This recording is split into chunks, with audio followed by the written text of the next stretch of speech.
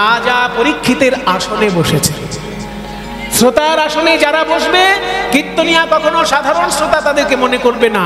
কীর্তনিয়া ভাববে আমার সামনে যারা বসে আছেন এরা রাজা পরীক্ষিতের প্রতিনিধি। তাহলে সে উল্টো পাল্টা বকতে পারবে না, উল্টো পাল্টা কথা তার মুখ দিয়ে বেরোবে না। যদি একবার কেউ ভাবতে পারে যে আমার সামনে বসে আছে রাজা পরীক্ষিতের প্রতিনিধি, আর যদি কীর্তনিয়া ভাবে যে আমার সামনে যদু মধু হরিদাস বসে আছে, তাহলে যা খুশি তাই বকে যাবে। কিন্তু কীর্তনিয়া যদি একবার ভাবতে পারে মনে প্রাণে যে সামনে যারা বসে আছে এরা দেখতে সাধারণ মানুষ, কিন্তু এনারা সবাই রাজা পরীক্ষিতের প্রতিনিধি। তাই মা, আপনাকে আমি দুবার প্রণাম জানাই, জমিদার গিন্নি হিসেবে এবং রাজা পরীক্ষিতের প্রতিনিধি হিসেবে। আপনি কি যেন জানতে চাইছিলেন? জমিদার গিন্নি বলছে আপনার কাছে আমি একটা জিনিস জানতে চাই বাবা। এই যে গৌরাঙ্গ মহাপ্রভুর তুমি বন্দনা করলে, এই যে গৌরাঙ্গ মহাপ্রভুর রূপের বর্ণনা দিলে, ইনি কে? ইনি কি কোনো মহাপুরুষ না কি? শুনুন মা, সাধারণ লোকের কাছে ইনি একজন মহাপুরুষ, কিন্তু বাংলার বৈষ্ণবগণের কাছে ইনি হচ্ছেন রাধা গোবিন্দের মিলিত তনু। যত দেবদেবী আছে সব দেবদেবীর শীর্ষে বসে আছেন শ্রীকৃষ্ণ। ঈশ্বর পরম কৃষ্ণ সচ্চিদানন্দ বিগ্রহ অনাদিরাদি গোবিন্দ সর্বকারণ কারণম। তিনি হলেন আদির অনাদি শ্রীকৃষ্ণ, আর তার আনন্দিনী শক্তি হচ্ছে রাধা। এই রাধা কৃষ্ণের মিলিত তনু গৌরাঙ্গ মহাপ্রভু কলিযুগে আমাদের উপাস্য সর্বশ্রেষ্ঠ দেবতা। জয়নিতাই। এই কীর্তনের সেবার জন্য এনারা কমিটির ভক্তগণ ভিক্ষার আঁচল নিয়ে আপনাদের কাছে গেছে। যে যেমন পারবেন প্রাণ ভরে ওই ভিক্ষার আঁচলে দান করবেন। গৌর গোবিন্দ সেবার জন্য প্রাণ ভরে ওই ভিক্ষার আঁচলে দান করবেন। নিতাই গৌর প্রেমানন্দে হরি বল। শুনুন মা, সাধারণ লোকে জানে চৈতন্যদেব একজন মহাপুরুষ, কিন্তু বৈষ্ণবগণ জানেন যে চৈতন্যদেব সাধারণ কোনো মহাপুরুষ নন। উনি হচ্ছেন রাধা গোবিন্দের মিলিত তনু, রাধা কৃষ্ণের মিলিত স্বরূপ, ঈশ্বর পরম কৃষ্ণ। তাকে ভালোবাসলেই স্বয়ং ঈশ্বরকে ভালোবাসা। তাহলে তাকে ভালোবাসার উপায় কি বাবা? উপায় শুনুন মা, বৈষ্ণব দর্শন বলছে ভগবানকে ভালোবাসার 5টি প্রধান পথ। প্রথম থেকে 5টা আমি বলবো। এই 5টার মধ্যে প্রথমের থেকে দ্বিতীয়টা শ্রেষ্ঠ, দ্বিতীয় থেকে তৃতীয়টা শ্রেষ্ঠ, তৃতীয় থেকে চতুর্থ শ্রেষ্ঠ, চতুর্থ থেকে পঞ্চম শ্রেষ্ঠ। তাহলে আমি 5টা বলছি। ঈশ্বরকে ভালোবাসার উপায় কি কি শুনুন। শান্ত ভক্তি, দাস্য ভক্তি, সখ্য ভক্তি, বাৎসল্য ভক্তি এবং মধুর রসের ভক্তি।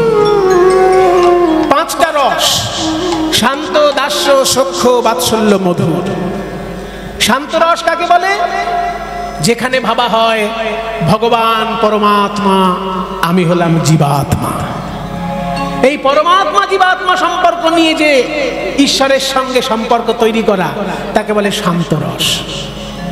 যদি কেউ ভাবে ভগবান হচ্ছেন আমার প্রভু, আমি তার চরণের দাস, যেমন হনুমান ভাবতেন, এই ভাবনা নিয়ে ভালোবাসাকে বলে দাস্য রস।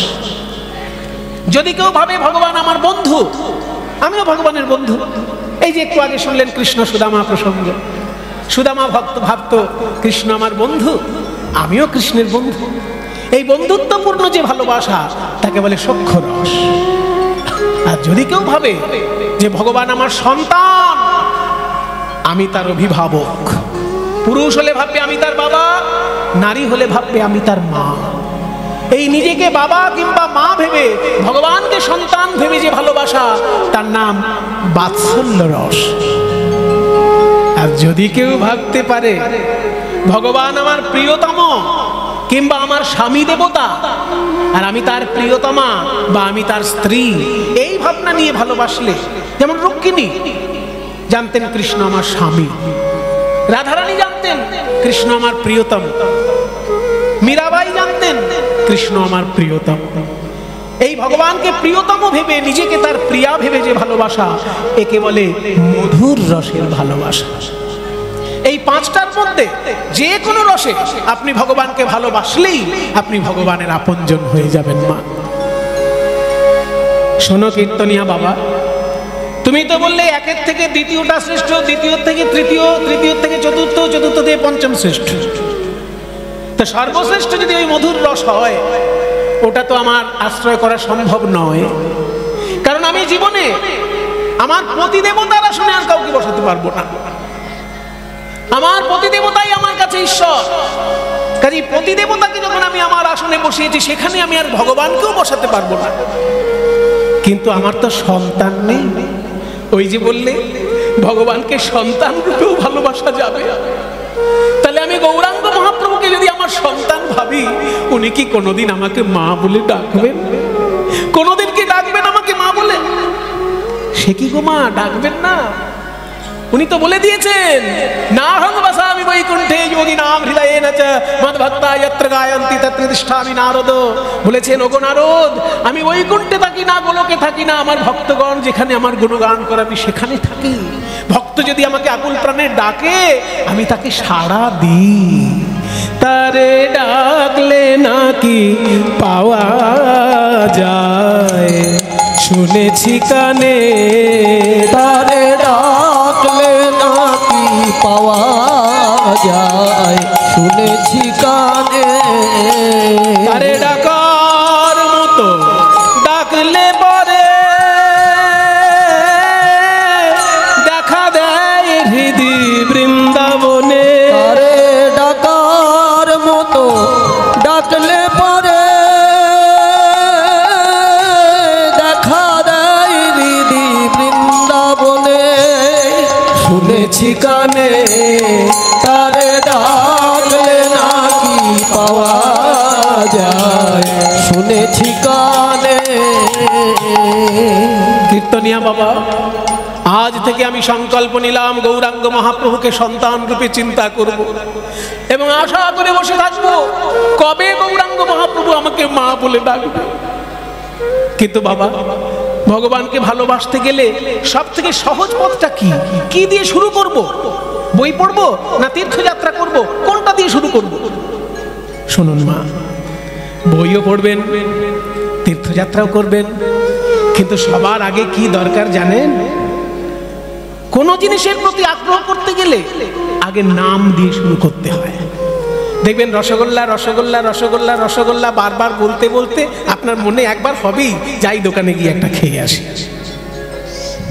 তেঁতুল তেঁতুল তেঁতুল তেঁতুল তেঁতুল তেঁতুল তেঁতুল তেঁতুল বারবার বললেই দেখবেন আপনার মনে হবে একটা টুকরো হলে বেশ ভালো হতো, একটু ফুচকাওয়ালার কাছে চলে যায়। তাহলে নাম, নামের মধ্যে ভগবানের অমৃত দেওয়া আছে, তাই আপনি তার নাম করতে থাকুন, তার প্রতি ভালোবাসা আপনার আপনি জেগে উঠবে। যে গৌরাঙ্গের নাম লয়, পদকর্তা বলেছেন না, যে গৌরাঙ্গের নাম লয় তার হয় প্রেম উদয়। যে গৌরাঙ্গের নাম লয় তার হয় প্রেম উদয়। তারে মুয়ে যাও বলিহারি, তারে মুই যাও বলিহারি। গৌরাঙ্গ গুণেতে ঝুরে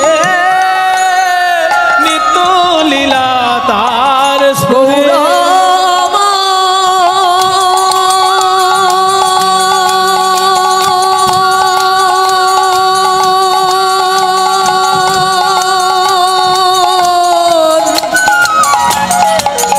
ওহে প্রাণ গৌরাম,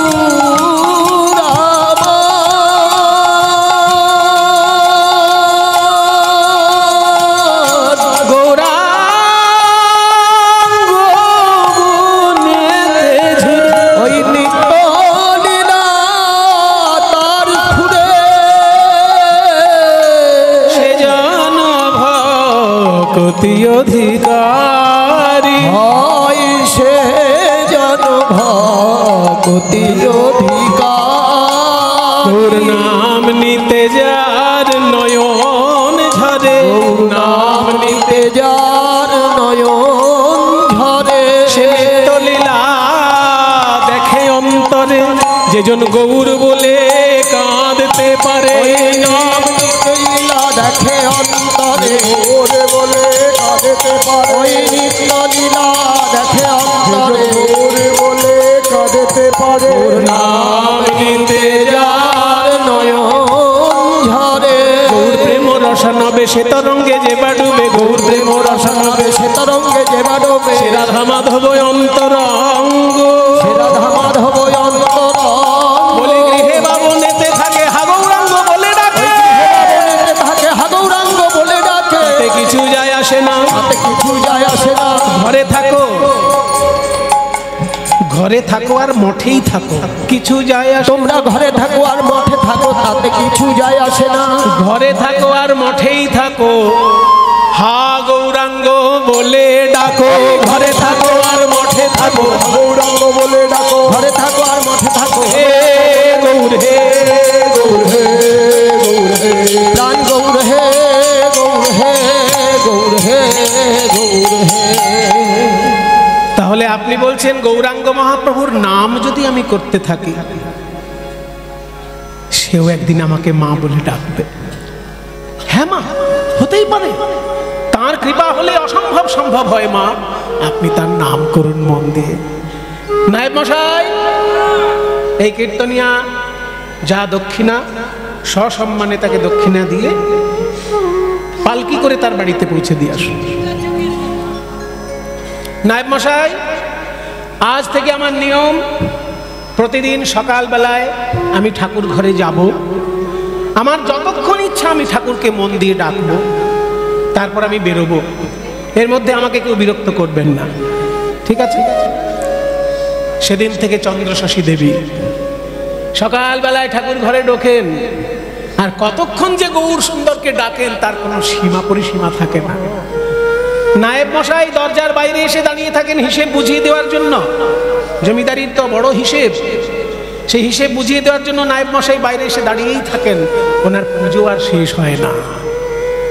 ওই যে কীর্তনিয়া বলেছে, তারে ডাকলে নাকি পাওয়া যায়, শুনেছি কানে, ডাকার মতো ডাকলে পরে দেখা দেয় হৃদি বৃন্দাবনে। সেদিন থেকে গৌরাঙ্গ নামে ডুবে গেলেন চন্দ্রশশী দেবী। গৌরাঙ্গ আমার ধর্ম করো, ওই গৌরাঙ্গ আমার ধর্ম করো, গৌরাঙ্গ আমার জাতি, ওই গৌরাঙ্গ আমার ধর্ম করো, গৌরাঙ্গ আমার জাতি, গৌরাঙ্গ আমার আমার আমার আমার গোরা, গৌরাঙ্গ আমার আমার প্রাণের গোরা, আমার জীবনে মরণে গতি, আমার আমার প্রাণের গোরা, মরণে মরণে গতি, আমার আমার প্রাণের গোরা, মরণে মরণে গতি, গৌরাঙ্গ আমার, গৌরাঙ্গ আমার কুলশীলময়, গৌরাঙ্গ আমার কুলশীলময়, গৌরাঙ্গ আমার গতি, ওই গৌরাঙ্গ আমার কুলশীলমান, গৌরাঙ্গ আমার গতি, আহা গৌরাঙ্গ আমার সর্বস্ব ওই ধন, গৌরাঙ্গ আমার সর্বস্ব ধন, গৌরাঙ্গ করেছি ওই সার, গৌরাঙ্গ আমার সর্বস্ব ধন, জীবনে করেছি সার, বলি গৌরাঙ্গ আমার পরাণ ওই পুতলি, গৌরাঙ্গ আমার পরাণ পুতুলি, গৌরাঙ্গ আমার পরাণ ওই পুতলি, গৌরাঙ্গ আমার পরাণ বলি পুতুলি, গৌরাঙ্গ গলার হার, ওই গৌরাঙ্গ আমার পরাণ পুতুলি, গৌরাঙ্গ গলার হার, আমি গৌর বিনে আন জানি না, গৌর বিনে আন জানি না, বলি কিবা দিবা কিবা নিশি, গৌর বিনে আন জানি না, কিবা দিবা কিবা নিশি, আমার শয়নে স্বপনে গৌর কিবা দিবা কিবা নিশি, শয়নে স্বপনে গৌর, কিবা দিবা কিবা নিশি, আমার শয়নে স্বপনে গৌর, কিবা দিবা কিবা নিশি, গৌরাঙ্গ আমার পরাণ পুতলি, গৌরাঙ্গ গলার হার, ওই গৌরাঙ্গ আমার পরাণ পুতুলি, গৌরাঙ্গ গলার হার, গিন্নিমা, ও গিন্নিমা, সেই ভোরবেলায় ঠাকুর ঘরে ঢুকেছেন আর দুপুর তো গড়িয়ে গেল, খাওয়া দাওয়া করবেন না? আমি কখন থেকে বসে আছি বাইরে আপনাকে একটু হিসেব বুঝিয়ে দেবো বললে। আমারও তো বাড়িতে পরিবার আছে, খাওয়া দাওয়া আছে।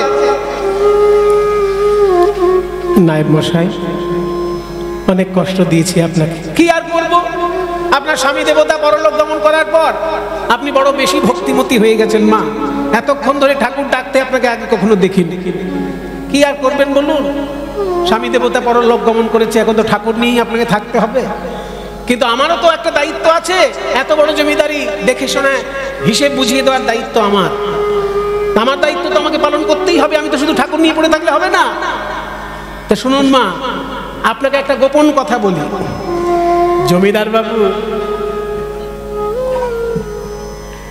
নিত্য নূতন জমিদারি কিনতে ভালোবাসতেন, অল্পতে ওনার যেন পোষাতই না। যেখানেই জমি দেখেন কিনে নেন, যেখানেই জমি দেখেন কিনে নেন। কোথায় ধ্যাত ধরে গোবিন্দপুর, বীরভূম জেলায়। আরে বাবা, কৃষ্ণনগরে জমিদারি করছেন, করুন না, বীরভূমে যাওয়ার কি দরকার? বলে না, আমার বীরভূমের একটু হাওয়া বাতাস, বীরভূমে অনেক তীর্থ আছে, ওইখানে একটু জমিদারির অংশ থাকলে ওইখানে থেকে আমি তীর্থগুলো ঘুরতে পারবো। সেই জন্য বীরভূম জেলায় গিয়ে একটুখানি জমিদারি কিনেছেন। এবার আমাকে তো সব হিসেব রাখতে হয়। কৃষ্ণনগরে ওনার এত বড় জমিদারি, কিন্তু বীরভূম জেলায় গিয়ে একটা গ্রাম কিনে বসে আছে। কড্ডা নামে একটা গ্রাম আছে, সেই কড্ডা গ্রামটা উনি কিনেছেন। তো ওইখানকার যারা প্রজা, তারা আজকাল বদমাইশি করছে, কিছুতেই খাজনা দিতে চাইছে না। প্রজারা কিছুতেই বুঝতে চায় না যে আমরা তাদের খাজনাগুলো নিয়ে বসে বসে খাই না। এই সারা বাংলার যিনি রাজা, তাকে কর বুঝিয়ে দিয়ে আসতে হয়। সব খাজনা রাজা নবাবকে বুঝিয়ে দিয়ে আসতে হয়। নবাব দয়া করে আমাদেরকে যতটুকু দেয় সেইটা আমরা বসে খাই। আমরা সরাসরি প্রজার থেকে খাজনা নিয়ে খাই না, এটা প্রজারা বুঝতেই চায় না। তারা ভাবে কি জমিদার বাবু আমাদের থেকে খাজনা নিয়ে বসে বসে খাচ্ছে। যত দোষ নন্দ ঘোষ, এই জমিদার বাবুর উপরে সব দোষগুলো আসে। কিন্তু খাজনা তো দিতে হচ্ছে রাজাকে, আমরা শুধু মাঝখানে মধ্যস্থতা করছি, এটা ওই প্রজারা বুঝতেই চায় না। তুই কড্ডা গ্রামের লোকগুলো 2 বছর ধরে খাজনা দেয়নি, এইবার 3 বছরে পড়েছে। তা আপনার তো স্বামী দেবতা পরলোক গমন করেছেন, বেদবা হয়েছেন, তা আপনি একটু পালকিতে করে চলুন। আপনাকে দেখে পরিস্থিতি বুঝে যদি একটু তারা খাজনাটা দেয়।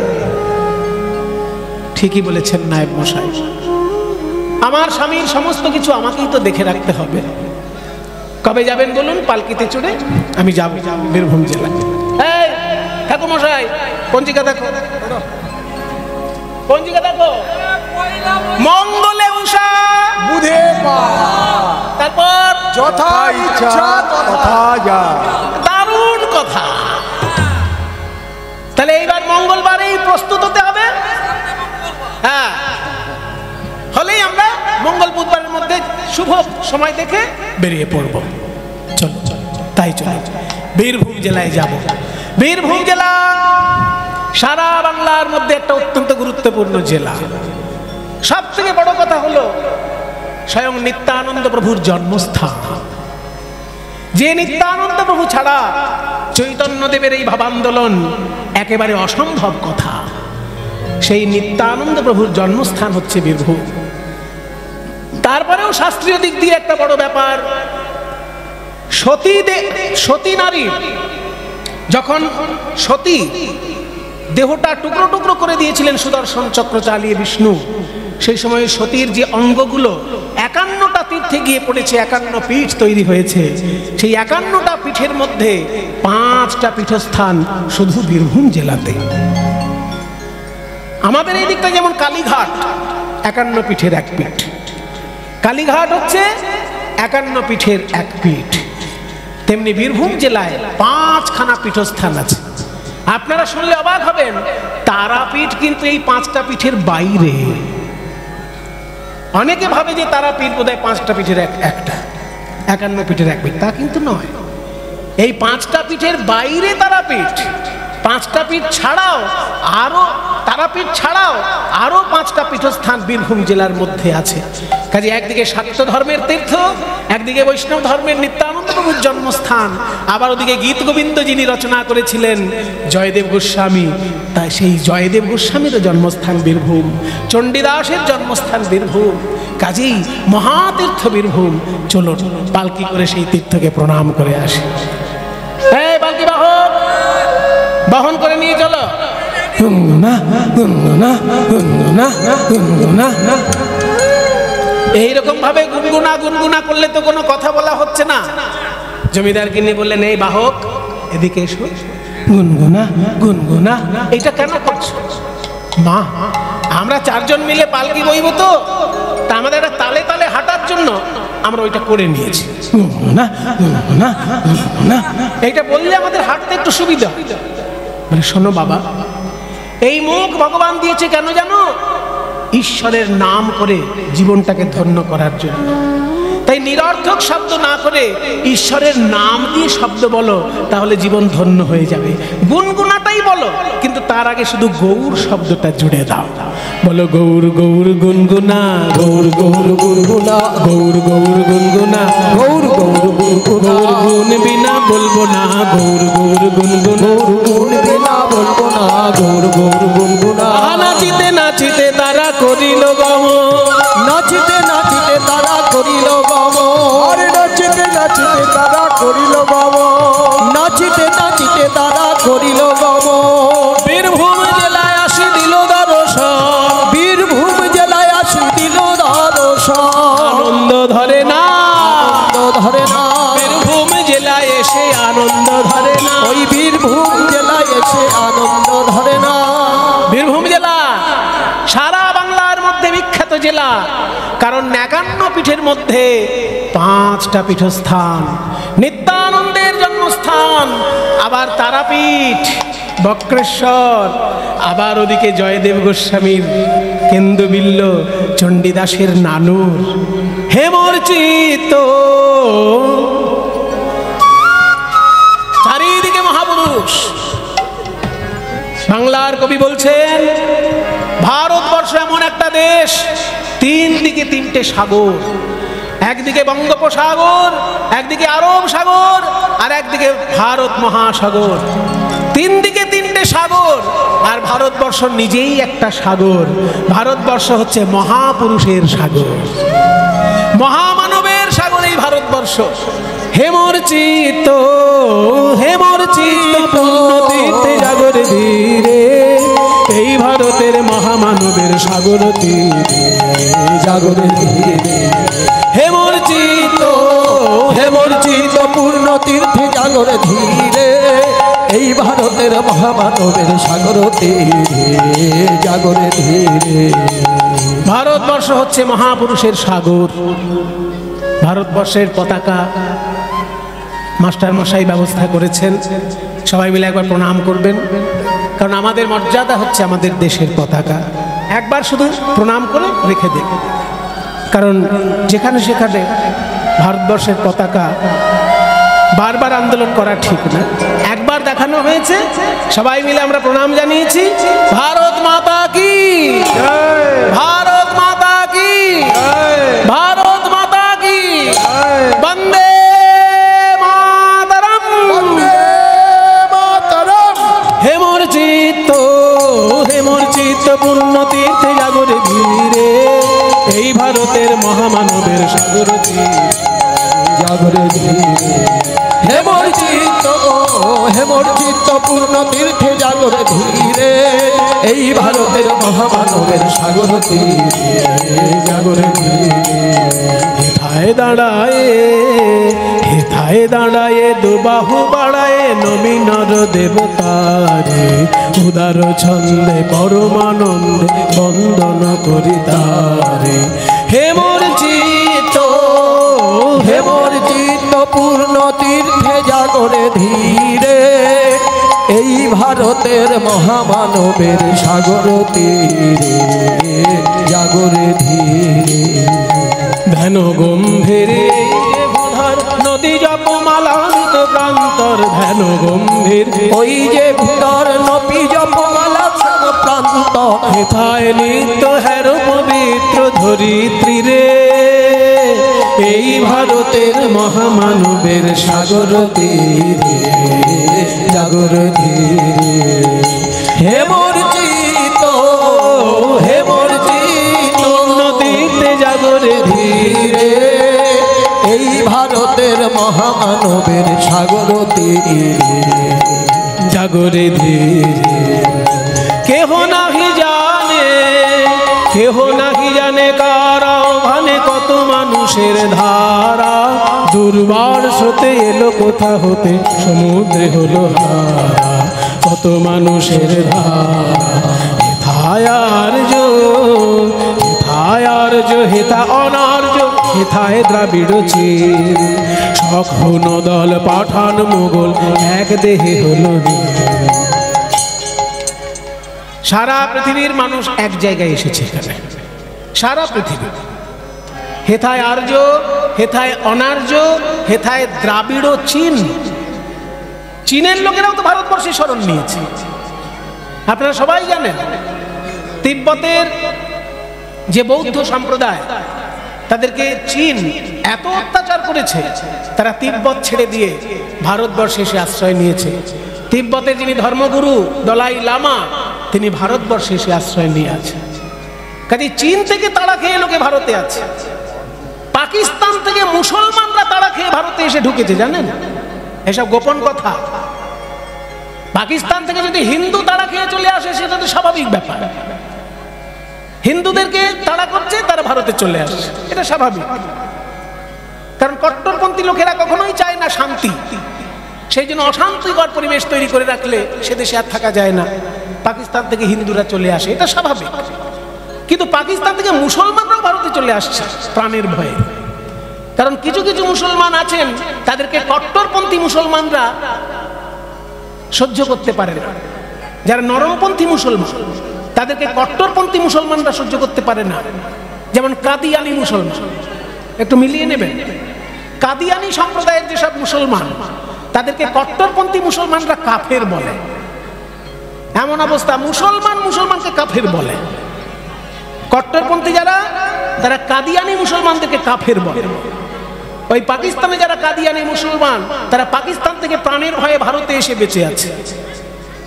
কাজে চীন থেকে চীনারা ভারতে এসে প্রাণের ভয়ে বেঁচে আছে, প্রাণের ভয়ে পাকিস্তান থেকে মুসলমানরা পর্যন্ত ভারতে এসে বেঁচে আছে। এমনকি ইরান থেকে, ইরানের যারা প্রাচীন হিন্দু, তারাও ভারতবর্ষে এসে আশ্রয় পেয়েছে।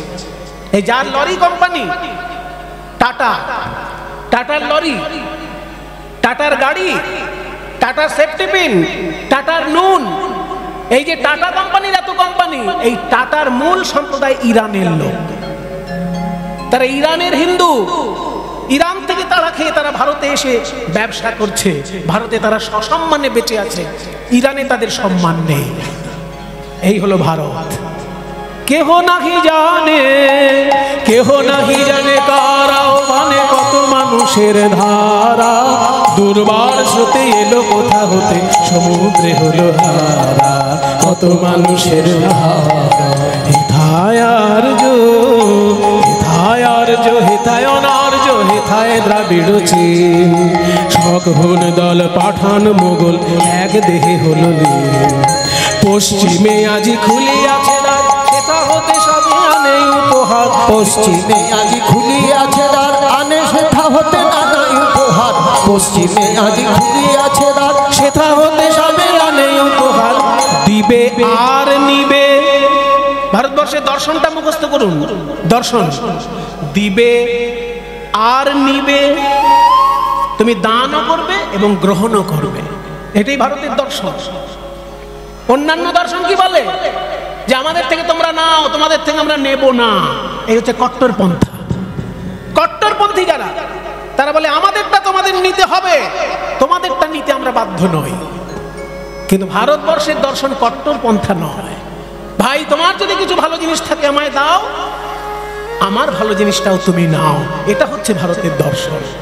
দিবে আর নিবে, মিলাবে মিলিবে, যাবে না ফিরে। দিবে আর নিবে, মিলাবে মিলিবে, যাবে না ফিরে। এই ভারতের মহামানবের সাগর তীরে, জাগরে ধীরে। হে মর্জিত, হে মর্জিত পূর্ণ তীর্থে জাগরে ধীরে। এই ভারতের মহামানবের সাগর তীরে, জাগরে ধীরে। এসো হে আর্য, এসো হে আর্য, এসো এসো অনার্য হিন্দু মুসলমান, এসো এসো আজ তুমি ইংরাজ, এসো এসো খ্রিস্টান হিন্দু মুসলমান। ভারতবর্ষটা এমন একটা দেশ সকল ধর্মকে সম্মান করতে জানে। পাকিস্তানকে দেখুন, শুধু ইসলাম ছাড়া আর কোনো ধর্মকে সম্মান করে না। কি ইসরায়েলকে দেখুন, শুধু ইহুদি ছাড়া আর কাউকে অতটা মানে না। আর অন্যান্য আছে কিছু কিছু কট্টরপন্থী দেশ, খ্রিস্টানিটি ছাড়া অন্যটাকে সম্মান করে না, বৌদ্ধ ধর্ম ছাড়া অন্য ধর্ম সম্মান করে না, এরকম অনেক দেশ আছে। কিন্তু ভারত এমন একটা দেশ, এখানে বুদ্ধদেবেরও সম্মান আছে, এখানে বেদব্যাসেরও সম্মান আছে, এমনকি মাদার টেরেসারও সম্মান আছে। মাদার টেরেসা কি ভারতের লোক? কিন্তু ভারতবর্ষের সসম্মানে উনি সারা জীবন মানুষের সেবা করেছেন। কেউ কি তাকে তাড়িয়ে দিয়েছে, না কেউ তাকে ঘেন্না করেছে? এই হচ্ছে ভারত। এসো হে আর্য, এসো হে আর্য, এসো অনার্য হিন্দু মুসলমান, এসো এসো আজ তুমি ইংরাজ, এসো এসো খ্রিস্টান হিন্দু মুসলমান। এসো ব্রাহ্মণ, এসো ব্রাহ্মণ সূচি করি মন। দেখুন বাংলার কবি কেমন হয়, বলছে ব্রাহ্মণ তুমিও এসো, কিন্তু মনটাকে কিন্তু পবিত্র করে এসো। তোমার মনে যদি অহংকার নিয়ে এসো, যদি তোমার মনে অহংকার বোঝাই করে নিয়ে আসো, তাহলে কিন্তু তুমি দেশের সেবা করতে পারবে না। তুমি যদি দেশের সেবা করতে চাও হে ব্রাহ্মণ, মনটাকে পবিত্র করে এসো। এসো ব্রাহ্মণ সূচি করি মন, ধরো হাত সবাকার। এসো হে পতিত, যারা পতিত জাতি তারাও এসো। এসো হে পতিত হোক অপনীত সব অপমান ভার। আজ অব্দি তোমাকে যত অসম্মান অপমান করা হয়েছে সব ভুলে গিয়ে হে পতিত গোষ্ঠী তুমিও এগিয়ে এসো। ব্রাহ্মণ তুমিও তোমার অহংকার ছেড়ে এগিয়ে এসো, কারণ ভারতবর্ষটাকে আমাদের সকলে মিলে সুন্দর করে সাজাতে হবে। এসো ব্রাহ্মণ, এসো ব্রাহ্মণ সূচি করি মন, ধরো হাত সবাকার। এসো হে পতিত হোক অপনীত সবে অপমান ভার। মার অভিষেকে এসো এসো তোরা মঙ্গল ঘট হয়ে নিজে ভরা। মার অভিষেকে এসো এসো তারা মঙ্গল ঘট হয় নিজে ভরা। সবার স্পর্শে পবিত্র করা তীর্থ নীরে, আজি ভারতের মহামানবের সাগর তীরে। চিত্ত হে মোর চিত্ত পূর্ণ তীর্থে জাগরে ধীরে, এই ভারতের মহামানবের সাগর তীরে। জাগরে ধীরে, জাগরে ধীরে। ভারতবর্ষ মহাপুরুষের দেশ, বীরভূম জেলাও তাই। একদিকে বামা খেপা, একদিকে প্রভু নিতাই চাঁদ, একদিকে জয়দেব গোস্বামী, একদিকে চণ্ডীদাস ঠাকুর। চণ্ডীদাসের সেই বিখ্যাত কথা, শুনো হে মানুষ ভাই, সবার উপরে মানুষ সত্য, তাহার উপরে নাই। আবার বর্তমান কালে রবীন্দ্রনাথ ঠাকুরের যে বিরাট বড় তপভূমি, বিরাট বড় সাধন ক্ষেত্র শান্তিনিকেতন, যেখানে সারা পৃথিবীর মানুষ একত্র হয়েছেন জ্ঞান অর্জনের জন্য এবং জ্ঞান বিতরণের জন্য। কিন্তু আমি যখনকার ঘটনা বলছি তখন শান্তিনিকেতন ছিল না বীরভূমে, কিন্তু নিত্যানন্দ জন্মস্থান ছিল, চণ্ডীদাসের জন্মস্থান ছিল, জয়দেবের জন্মস্থান ছিল, বামা ক্যাফার তারাপীঠ আছে। তাই যখন কড্ডা গ্রামে আসছে, জমিদার গিন্নি প্রবেশ করছে, ও গিন্নি মা এই দেখুন গ্রামের লোক কেমন খারাপ লোক, 2 বছর ধরে খাজনা দেয়নি, আবার রাস্তার পাশে একটা গর্ত খুঁড়ে রেখেছে। আরে বাবা, রাতের অন্ধকারে কোনো বুড়ো মানুষ যদি এখান থেকে যায় হোঁচট খেয়ে পড়বে কিনা? দেখুন কিরকম লোক, গ্রামের লোক, 2 বছর খাজনাও দেয়নি, আবার গর্ত করে রেখেছে। হ্যাঁ, জমিদার গিন্নি বলছেন, দেখুন নায়েব মশাই, কারোর সম্পর্কে ভালো করে খোঁজ খবর না নিয়ে আগেই দোষ দেবেন না। এই যে রাস্তার পাশে গর্তটা খুঁড়েছে গ্রামের লোক, কেন খুঁড়েছে আগে তাদের জিজ্ঞেস করুন, কোনো কারণ আছে কিনা আগে জানুন, তারপর তাদেরকে দোষ দিন। না জেনে কেন দোষ দিচ্ছে? হ্যাঁ, এটা আপনি ঠিক বলেছেন। চলুন তাহলে গ্রামে গিয়ে খবর নিই। গ্রামে যেই জমিদার গিন্নি এসেছেন, গ্রামের লোক ভয়েতে সবাই ঘরে ঢুকে গিয়ে দরজা জানলা বন্ধ করে দিয়ে, এই দরজা বন্ধ কর, দরজা বন্ধ কর। জমিদার গিন্নিমা এসেছেন, আচ্ছা মতন ধলাই দেবে। 2 বছর খাজনা দাওনি, লাঠির বাড়ি এমন পিঠে পড়বে না।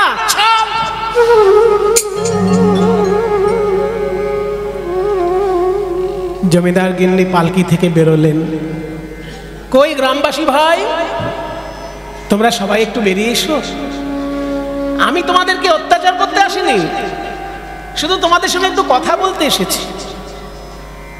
ও মা, গিন্নিমা তো ভালো কথা বলছে রে, চল দেখি কি বলি শুনি। সবাই দরজা খুলে আস্তে আস্তে এসে জড়ো হলো।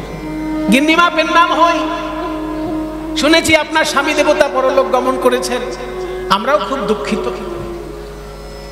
আপনারা তো সবই শুনেছেন, তবু আমার একটা প্রার্থনা আছে আপনাদের কাছে।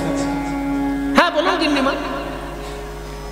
আমি নায়েব মশাইয়ের মুখে শুনলাম গত 2 বছর নাকি আপনারা খাজনা দেননি, এই বছর নাকি আপনারা দেবেন না ভেবেছেন। আপনাদেরকে সেই জন্য বলতে এসেছি। আপনারা অনেকেই মনে করেন যে আপনাদের কাছ থেকে খাজনা নিয়ে আমরাই বোধহয় খেয়ে বসি, তা কিন্তু নয়। আপনাদের কাছে যত টাকা খাজনা পাওয়া যায় সবটাই বাংলার নবাবকে জানানো হয়। নবাবের ভান্ডারে সেই খাজনা জমা পড়ে। নবাব আমাদের সংসার চালানোর জন্য যে খরচাটুকু দেন তাতে আমাদের সংসার চলে। আপনাদের খাজনা সরাসরি আমরা খাই না। ও মা, গিন্নিমা কি সুন্দর বুঝিয়ে কথা বলছে রে। সত্যিই তো, আমাদের খাজনা তো নবাবের কাছে জমা পড়ে, ওখান থেকে ওনারা মাইনে পান। আমরা যা তা বলি জমিদার সম্পর্কে। তা আপনারা যে 2 বছর খাজনা দেননি, এই খাজনা তো আমার পকেট থেকে যাবে রাজার ঘরে। শুনুন গিন্নিমা, আমরা 2 বছর দিতে পারিনি কেন সেটা তো ওই নায়েব মশাই কোনোদিন জিজ্ঞেস করেনি। নায়েব মশাই এসে শুধু আমাদেরকে অত্যাচার করে খাজনাটা নিয়ে চলে যায়। সেই জন্য 2 বছর আমরা ফিরিয়ে দিয়েছি যে মরে গেলেও খাজনা দেব না। কিন্তু দিইনি কেন এটা জিজ্ঞাসা কেউ করেন। আপনি যখন জিজ্ঞাসা করছেন আপনাকে বলি। শুনুন গিন্নিমা, 2 বছর যে আমাদের চাষ হয়নি তা নয়, চাষ হয়েছে, কিন্তু খাজনা আমরা দিতে পারিনি।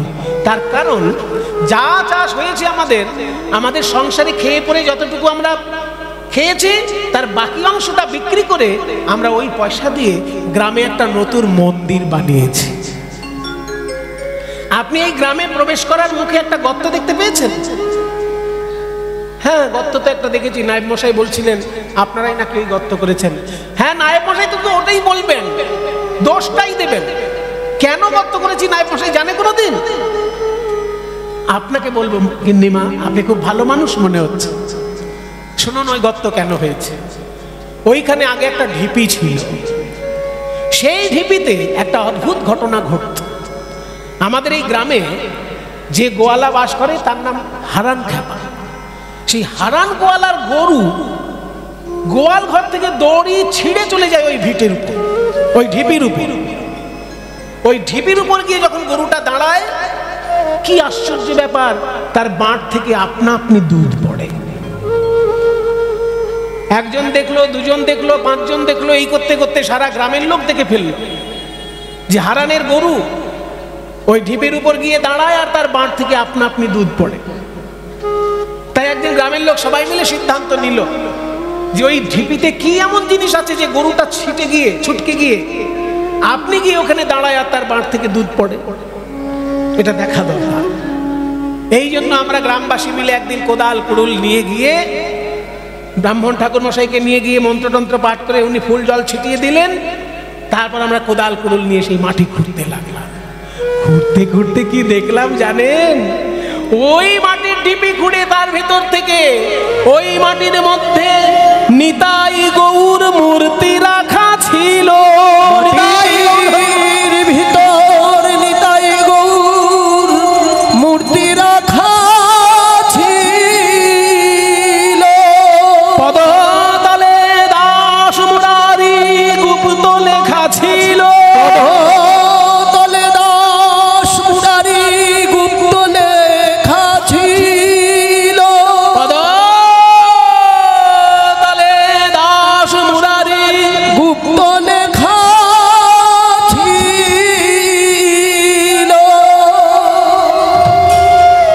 মাটি খুঁড়ে দেখা গেল উজ্জ্বল নিতাই গৌর মূর্তি, কাঠের মূর্তি, এত বছর ধরে মাটির নিচে আছে কিন্তু কোনো দাগ নেই, কিচ্ছু নষ্ট হয়নি, মনে হচ্ছে কেউ যেন এখনই পুঁতে রেখে গেছে। বলরাম দাস বাবাজি এসে সেই মূর্তিকে স্নান করিয়ে ভালো করে নেড়ে চেড়ে দেখলেন মূর্তির পায়ের তলায় লেখা আছে দাস মুরারি গুপ্ত।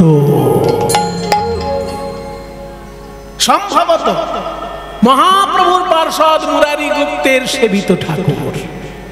এই মুরারি গুপ্ত কে আমরা তো কিছু জানি না। আমাদের গ্রামের বৈষ্ণব বলরাম বাবাজি আছে, বলরাম বাবাজিকে ধরলাম, আপনি তো অনেক বইটই পড়েন, এই মুরারি গুপ্তটা কে? বলরাম বাবাজি আমাদের বুঝিয়ে দিলেন যে মুরারি গুপ্ত ছিলেন চৈতন্য মহাপ্রভুর পার্ষদ, শুধু পার্ষদ নয়, চৈতন্য মহাপ্রভুর চিকিৎসক। আমাদের যেমন সর্দি কাশি জ্বর জ্বালা হলে ডাক্তারবাবুর কাছে যাই, তেমনি নিমাই পণ্ডিতের যখন শরীর খারাপ হতো ওষুধ দিতেন এই মুরারি গুপ্ত। এই মুরারি গুপ্ত পূর্বজন্মে কে ছিল জানো? এই মুরারি গুপ্ত পূর্বজন্মে ছিলেন রাম ভক্ত হনুমান। রাম ভক্ত হনুমান পূর্বজন্মে মুরারি গুপ্ত। রাম ভক্ত হনুমানের মনে হয়েছিল, হে প্রভু রাম, আপনি ধনুর্বাণ নিয়ে রাবণের সঙ্গে যুদ্ধ করেছেন, এই যুদ্ধং দেহি রূপ আপনার আমি দেখেছি, কিন্তু আপনার করুণাময় রূপ তো আমি দেখতে পেলাম না প্রভু। রামচন্দ্র বলেছিলেন, হনুমান, আগামী কলিযুগে আমি হব গৌরাঙ্গ মহাপ্রভু, তখন আমি মানুষকে প্রেম বিতরণ করব, ওই প্রেম বিতরণ লীলার তুমিও সাক্ষী হয়ে থাকবে, তুমি তখন মুরারি গুপ্ত রূপে আমার লীলা সঙ্গী হয়ে থাকবে। তাই সেই ত্রেতা যুগের হনুমান কলিযুগে মুরারি গুপ্ত হয়েছেন। সেই মুরারি গুপ্তের সম্ভবত সেবিত এই ঠাকুর কোনোভাবে ইতিহাসের পরিপ্রেক্ষিতে কোনোভাবে ঘুরতে ঘুরতে এই গ্রামে মাটির নিচে এসে স্থান পেয়েছে। সেই ঠাকুর আমরা পেয়েছি মাটির ভেতর থেকে। তাই বলরাম বাবাজি বললেন, আমাদের গ্রামে যখন এই ঠাকুর পাওয়া গেছে আমাদের গ্রামেই প্রতিষ্ঠা করব, তোমরা সকলে মিলে সহযোগিতা করে একটা মন্দির বানাও, সেই মন্দিরে প্রতিষ্ঠা করো।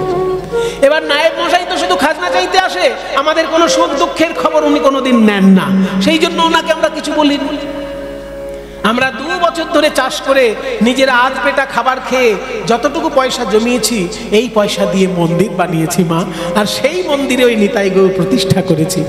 এখন তো আপনি কষ্ট করে এসেছেন, বিশ্রাম নিন, সন্ধ্যাবেলায় যখন আরতি হবে তখন নিতাই গৌর দেখতে যাবেন, দেখবেন কি উজ্জ্বল গৌর সুন্দরের রূপ, আপনার মন ভরে যাবে। জমিদার গিন্নি বললেন, তোমরা এত ভালো একটা কাজ করেছো আর আমি জানতেই পারিনি। তোমরা 2 বছর খাজনা দাওনি, এই খবর আমার কানে এসেছে, কিন্তু সেই পয়সায় যে তোমরা এত সুন্দর একটি মন্দির বানিয়ে নিতাই গৌরকে প্রতিষ্ঠা করেছো এই খবর তো আমি জানি না, তাই আমার পকেট থেকে আমি দেব। শোনো, 2 বছর তোমাদের খাজনা দাওনি, ঠিক আছে, আমি বাংলার নবাবকে প্রার্থনা করে মুকুব করিয়ে দেব, এবং আমার দায়িত্বে আগামী 2 বছরও তোমাদেরকে খাজনা দিতে হবে না। এই মন্দিরের যা বাকি কাজ আছে তোমরা পরিপূর্ণভাবে সুন্দর করে নাও, 2 বছরও তোমাদের খাজনা লাগবে। আরে আমাদের গিন্নিমা কত ভালো মানুষ রে, 2 বছর তো দিলামই না, বলছে আগামী 2 বছর লাগবে না। এই গিন্নিমায়ের সেবা কর, যাও না বাড়িটা ভালো করে পরিষ্কার করে দে, বাগান বাড়ি নোংরা হয়ে আছে। গ্রামের লোক পরিষ্কার পরিচ্ছন্ন করে দিল, জমিদার গিন্নি বাগান বাড়িতে বিশ্রাম নিচ্ছে। সন্ধ্যাবেলায় যখন আরতি, আরতির সময় ধুমধাম করে আরতি গান করছে, বীরভূমের লোকেরা খুব সুন্দর আরতি গান করেন। আপনারা যদি কখনো বীরভূমে যান তাদের কণ্ঠে শুনবেন নিতাই গৌরের আরতি কীর্তন। এই আরতির গান খুব বিখ্যাত বীরভূম জেলায়। আরে গিবা ভালি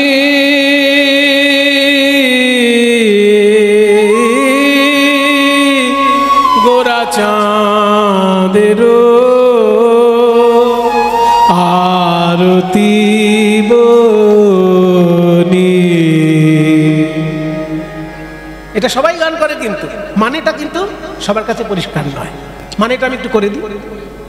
ভালি গোরা চাঁদেরও আরতি বনে। ভালি মানে কি? ভালি শব্দের অর্থ হচ্ছে ভালো। তাহলে ভালো না বলে ভালি কেন বলা হলো? আসলে এখানে একটু হিন্দি গ্রামার প্রবেশ করেছে। কিছুক্ষণের জন্য আপনারা একটু বাংলা গ্রামারটা সরিয়ে হিন্দি গ্রামারটা চিন্তা করুন। হিন্দি গ্রামারে যেমন কোনো শব্দ যদি প্রয়োগ হয়, সেই শব্দের যদি কোনো বিশেষণ প্রয়োগ হয়, তাতে স্ত্রীলিঙ্গের শব্দ হলে বিশেষণটাও স্ত্রীলিঙ্গ হয়। যেমন ভালো ছেলে, আচ্ছা লড়কা।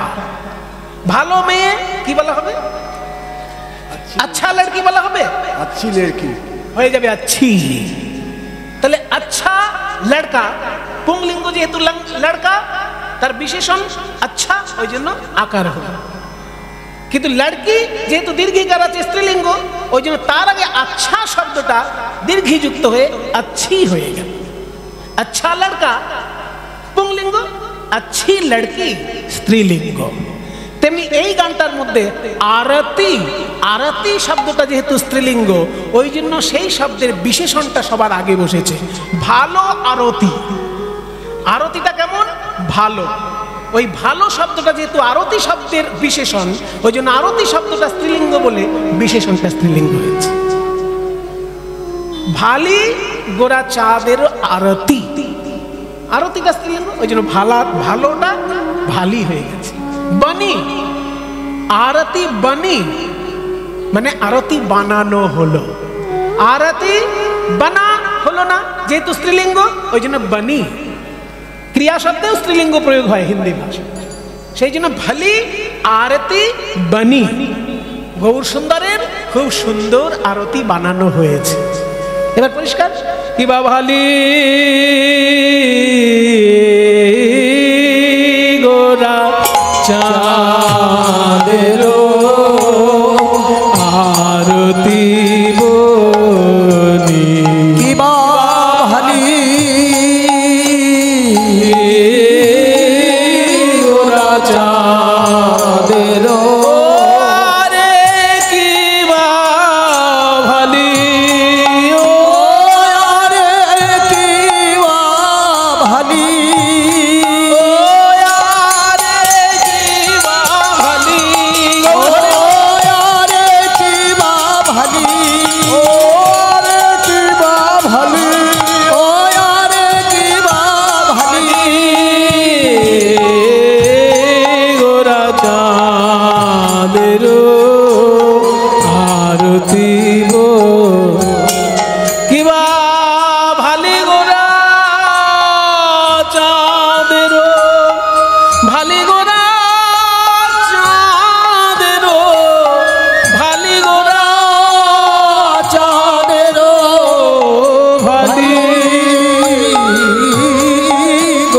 চাঁদের আরতি বনি।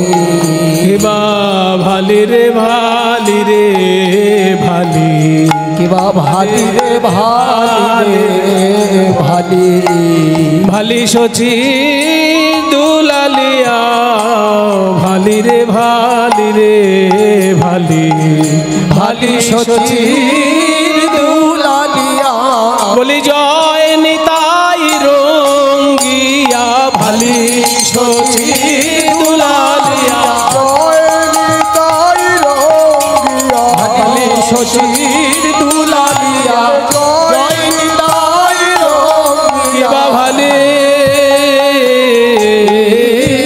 গোরা চাঁদের আরতি বনি, আবাজে সংকীর্তনে সুমধুর ধ্বনি, বাজে সংকীর্তনে সুমধুর ধ্বনি। কিবা শঙ্খ বাজে, ঘন্টা বাজে, বাজে করতাল, কিবা শঙ্খ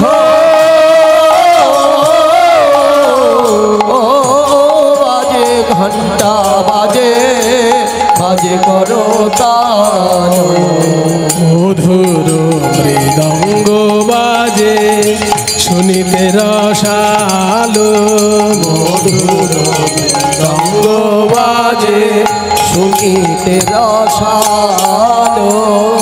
এখানে শ্রীপাদ রামদাস বাবাজি মহারাজ কি সুন্দর আখর দিয়েছেন। শঙ্খ বাজে, ঘণ্টা বাজে, বাজে করতাল, মধুর মৃদঙ্গ বাজে শুনিতে রসাল। এবার আখরটা দেখুন, বলছে আজ মেনে মেনে, মেনে মানে ময়েকার দন্তের নয়, জফলা একার, মেনে। এটা পদাবলী সাহিত্যের ভাষা। এই মেনে মানে মনে হয়, মেনে মানে মনে হয়। বীরভূম জেলার এটা কথ্য ভাষা। আমি মেনে আন জানি না, মেনে মানে মনে হয়।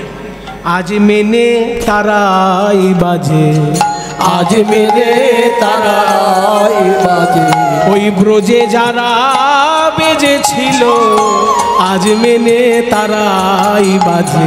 ওই ব্রজে যারা বেজেছিল, আজ মেরে তারাই বাজে। আবার দেখুন, আজ মেনে তারাই বাজায়, আজ মেনে তারাই বাজায়।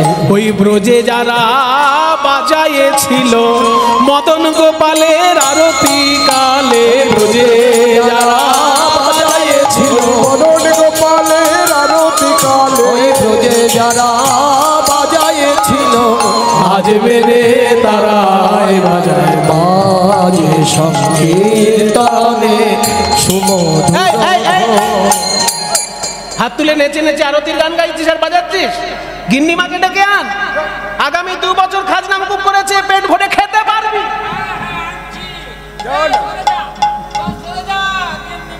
খাজনা মুকুব করে দিল, তার কথা মনে নেই, যা ডেকে নিয়ে আয়। ঠিক গিন্নিমা আসছে, সবাই সরে যা, সরে যা, সরে যা। আসুন গিন্নিমা। এই যে সুন্দর নিতাই গৌর, আপনি সামনেই দাঁড়িয়ে দেখুন। আমরা তো সারা বছরই দেখব, আপনি সামনে যান। গিন্নিমা সামনে প্রথম দেখলেন নিতাই গৌরের মূর্তি। ওই যে কীর্তনিয়ার কাছে শুনেছিলেন, তারে ডাকলে নাকি পাওয়া যায়, শুনেছি কানে। এই তো, এই তো সেই নিতাই গৌর। সারা বিশ্ব ব্রহ্মাণ্ডে প্রেম বিতরণ করবে বলে 2 হাত পেতে দাঁড়িয়ে আছে। ওরে আয় গোলকের প্রেম নিয়ে যা বলে 2 ভাই দাঁড়িয়ে আছে। এই নিতাই গৌর, গৌরাঙ্গ মহাপ্রভু রাধা কৃষ্ণ মিলিত তনু। আমি তো তাকে ছেলে বলে ভাবছি, কিন্তু ওই নিতাই গৌর কি কখনো আমাকে মা বলে ডাকবে? নিতাই গৌরের মুখের দিকে তাকিয়ে আকুল নেত্রে তাকিয়ে রইলেন জমিদার গিন্নিমা। ওদিকে আরতির গান চলছে। বীর বল্লভ দাস শ্রী গৌর চরণে আস, বীর বল্লভ দাস শ্রী গৌর চরণে আজ হলো বা মহিমা প্রভু পাটপাড়ি বাজনা মহিমা প্রকাশ। রইল দে 2 ভাইয়ের গুণ, রইল রে, রইল রে 2 ভাইয়ের গুণ, রইল রে, জগত ভরিয়া গুণ রইল রে, আহা জগৎ ভরিয়া গুণ রইল রে, রইল রে 2 ভাইয়ের গুণ, রইল রে, রইল রে 2 ভাইয়ের গুণ, রইল রে, আহা জগৎ হলো মহিমা প্রকাশ। জগৎ ভরিয়া হলো মহিমা প্রকাশ। গিন্নিমা বলো বাবা, আমাদের আরতি গান হয়ে গেছে মা, আপনি এবার ঘরে যেতে পারেন। গিন্নিমা বললো আরেকটু দেখতে পাবো না? আমার নিতাই গৌর তো তোমাদের কাছে ভগবান, কিন্তু ওরা তো আমার কাছে ছেলে। ছেলের কাছ থেকে মা দূরে সরে যাবে। থাক বাবা, থাক বাবা, নিতাই গৌর তোরা সুখে থাক, আমি গিয়ে বিশ্রাম নেই। দেখি কালকে কখন যেতে পারি বা পরশু কখন যেতে পারি। নিতাই গৌর তোমরা ভালো থেকো। নিতাই গৌরকে দর্শন করে প্রণাম করে মা জননী গেলেন তো নিজের ওই বাগান বাড়িতে, কিন্তু সারা রাত্রির ঘুম আসছে না। যখনই চোখ বন্ধ করতে যাচ্ছেন ঘুমাবেন বলে, অমনি চোখের সামনে আরতির ওই শোভা ভেসে উঠছে। পঞ্চপ্রদীপ, কর্পূর প্রদীপ, জল, শঙ্খ, পবিত্র বস্ত্র, চামর, পুষ্পাঞ্জলি, সবকিছু ভেসে উঠছে চোখের সামনে, কিছুতেই ঘুম আসছে না। ও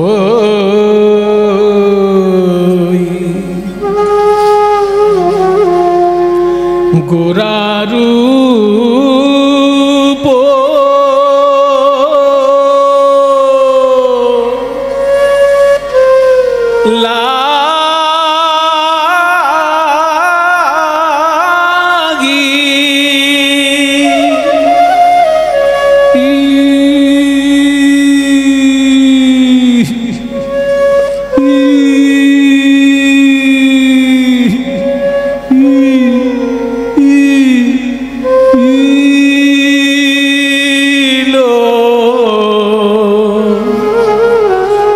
লাগিল গো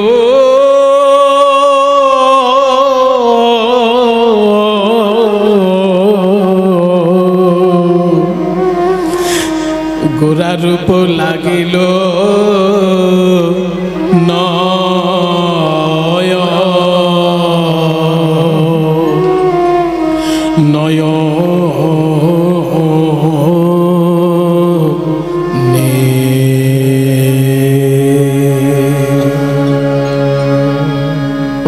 দুর্লভ এই কীর্তন গান, মধ্যম দশকোষী তাল। 1 2 ও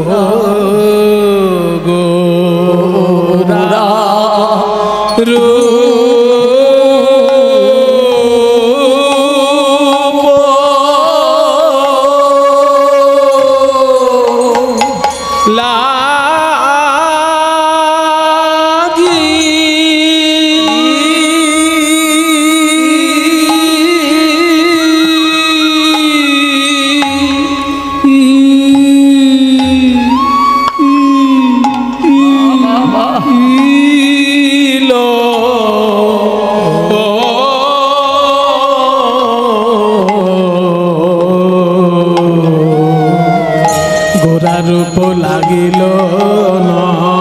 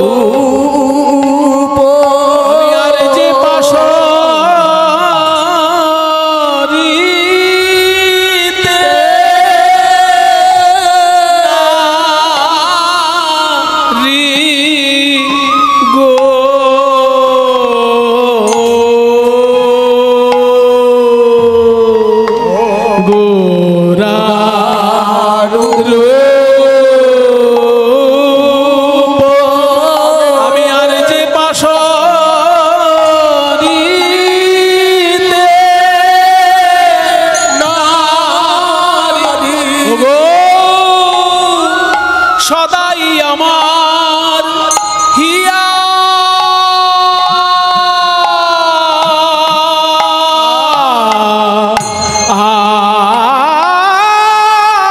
জাগে আর যে পাশরিতে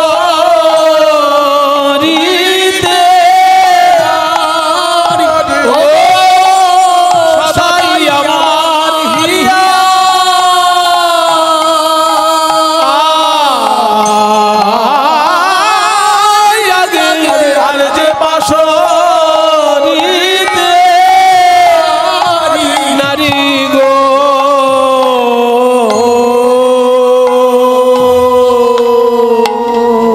গোরারু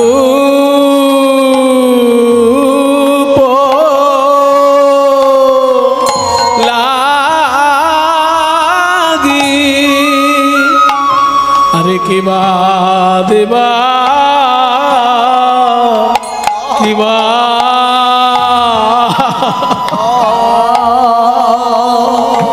সখী রে কিবা দেবা কিবা কিবা দিবা কিবা নিশি শয়নে সাপ নে ভাগ্যে দিবা দিবা কিবা কি বলবো সজনী রে, ওই ভুবন মোহন গোরা রূপ ওরে সদাই আমার, সদাই আমার,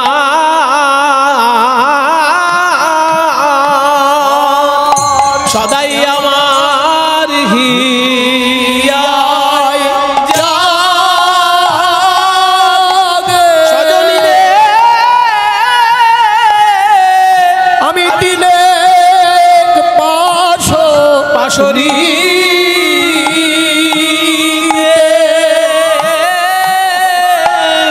নারী গো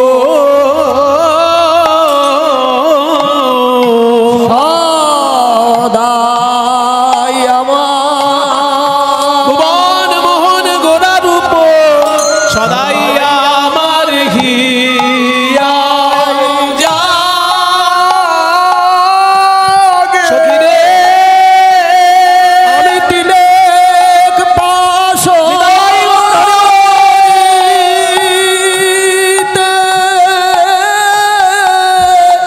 নারী গো ওই রূপ সদাই আমার, সদাই আমার হিয়ায় জাগে। গোরা রূপ তিলেক পাশরি নারী গো